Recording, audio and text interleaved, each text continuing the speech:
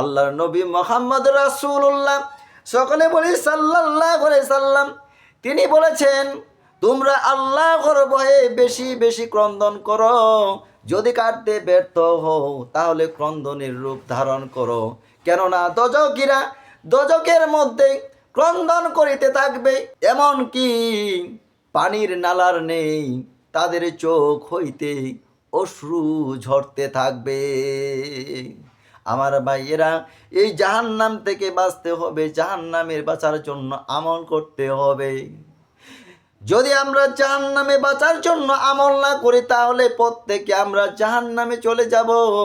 যদি আমরা কালেমে শাহাদাত পাঠ করতে পারি, আল্লাহ ছাড়া সত্যিকারের কোনো মাবুদ নাই এবং মুহাম্মদ সাল্লাল্লাহু আলাইহি সাল্লাম আল্লাহর বান্দা ও তার রাসূল, এ সাক্ষ্য যদি দিতে পারো, মুখে অন্তরে বিশ্বাস করতে পারো, কাজের মধ্যে বাস্তবায়ন করতে পারো, তাহলে তুমি কোনোদিন চিরকাল জাহান্নামের মধ্যে থাকবে না।